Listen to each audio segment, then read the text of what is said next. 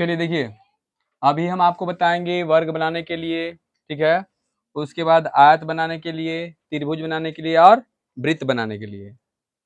तो सबसे पहले देखिए, वर्ग बनाने के लिए आपको केवल भुजा का जरूरत पड़ेगा और हमको पता है कि वर्ग में प्रत्येक भुजा बराबर होते हैं, तो जितना एक भुजा होगा उतना ही सब भुजा होगा ना। लेकिन एक बात और याद रखना है कि वर्ग में प्रत्येक कोण 90 डिग्री का होता है, समझ गए। तो चलिए यहाँ पर मान के चलिए हम कोई एग्जाम्पल ले लेते हैं, ठीक। जैसे मान लीजिए कि 4.2 सेंटीमीटर का है, कितना है, 4.2 सेंटीमीटर का है, ठीक।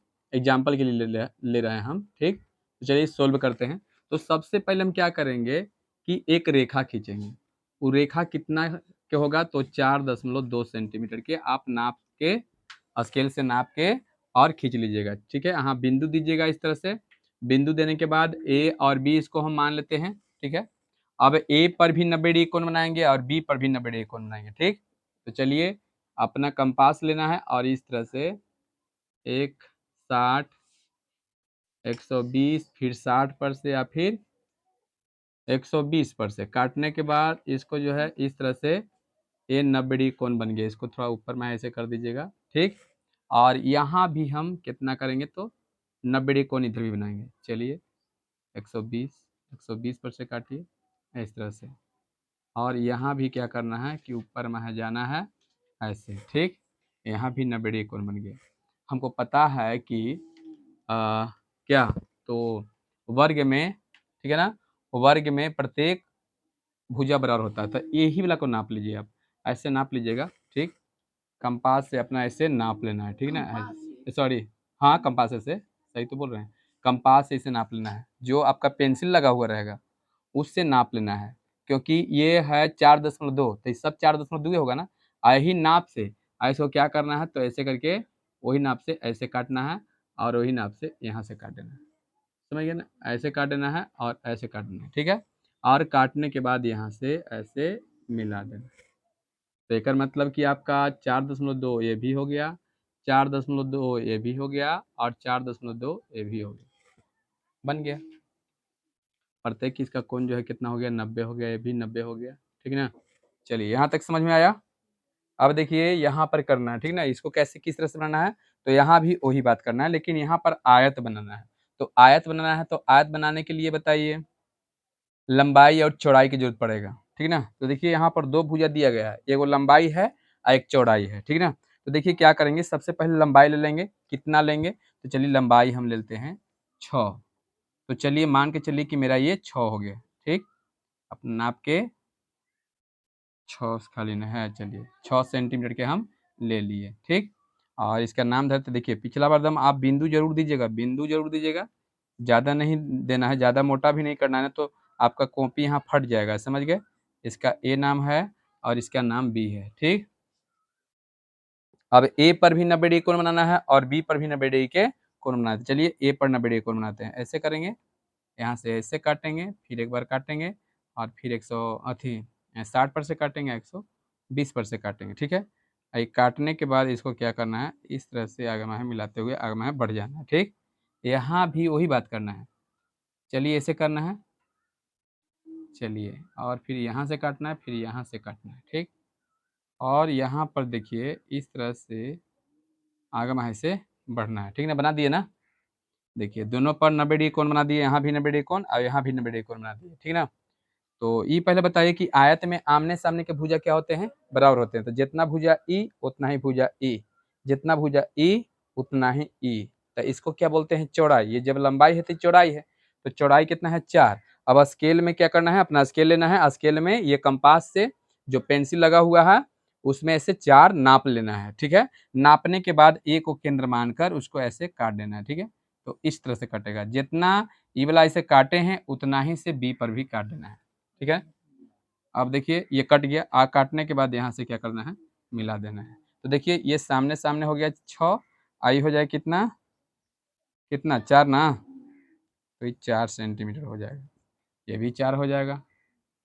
बोलिए आयत भी बनाने से कोई क्या गया, खाली कुछ नहीं करना है, लंबाई ले लेना है, दोनों पर 90 डिग्री कोण बना देना है और जो चौड़ाई है उतना काट देना है।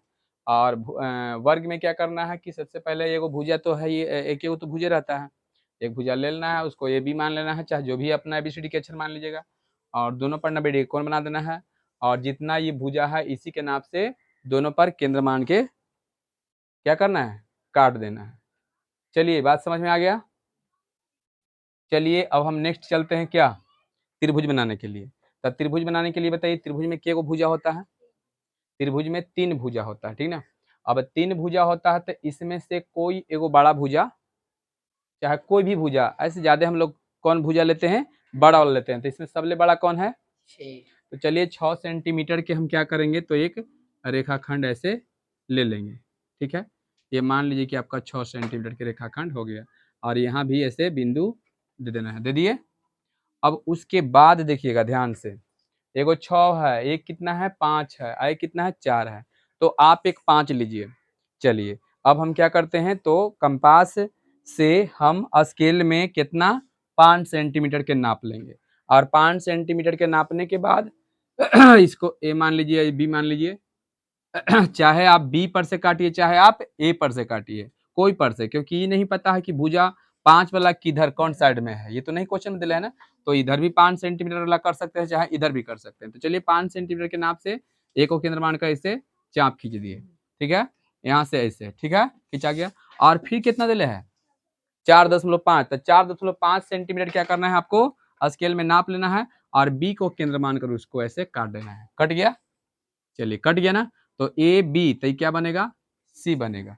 अब क्या करना है कि सबके मिला देना है, ऐसे स्केल लगा कर मिलाइएगा, इसी डायरेक्ट मत मिलाइएगा। ये मान लीजिए 5 सेंटीमीटर हो गया, ठीक है, और ये कितना हो जाएगा 4.5 सेंटीमीटर। तो चलिए बताइए, त्रिभुज भी बनाने आ गया सब कोई के, आराम से बन गया ना त्रिभुज भी। अब इसी तरह से आपको बनाना है वृत्त। अब देखिए वृत्त में आपको ऐसा भी हो सकता है कि ये तो त्रिज्या दिले है ना, तो त्रिज्या दिले है तो आपको ऐसा भी हो सकता है कि व्यास भी दे देगा, और व्यास देगा तो त्रिज्या निकाल देंगे, व्यास बटे 2। जैसे मान लीजिए कि आपका दिल रहेगा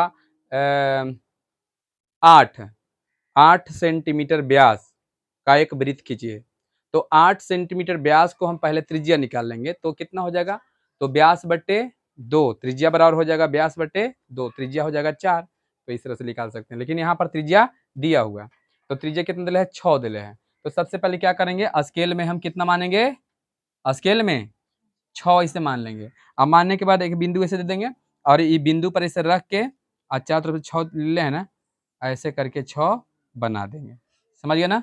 अब यहाँ से यहाँ तक ही क्या है, तो 6 सेंटीमीटर है, बन गया वृत्त। हाँ एक में इतना ही करना था बस, जितना सेंटीमीटर, कंपास के यहाँ पर काम है नहीं, जितना सेंटीमीटर के आपको बोलेगा वृत्त खींचने के लिए, तो स्केल में उतना नाप लीजिए। क्या कंपास के काम नहीं, कंपास के तो काम अथी स्केल के नहीं, कंपास के तो काम मेन है इसमें, ठीक है ना। तो देखिए सबसे पहले क्या करना है, कंपास से लेना है, और कंपास लेने के बाद आप स्केल में क्या कर लीजिएगा, स्केल में जितना सेंटीमीटर के बोलेगा उतना नाप लेना है, तो त्रिज्या हो जाएगा, उतना त्रिज्या लेके एक बिंदु मान लीजिए, वहां पर रख के चारों तरफ से गोल कर दीजिए, हाँ रख के खींच दीजिए, ये आपका वृत्त बन जाएगा। बोलिए समझ में आ गया, यहाँ तक समझ में आ गया ना। अब देखिए इसमें भी जो है और आगे में बढ़ाएंगे, इसमें भी मतलब कि जैसे मान लो कि कहाँ पर 90 डिग्री कोण बनेगा, कहाँ पर क्या बनेगा, ठीक है। फिर हम ये भी बनाएंगे कि वृत्त के अंतर्गत में, वृत्त के अंदर में त्रिभुज बनाएंगे, फिर वृत्त के बाहर त्रिभुज बनाएंगे, ठीक है ना। तो उसका जो है अलग आगे बताएंगे। चलिए इसको उतारिए।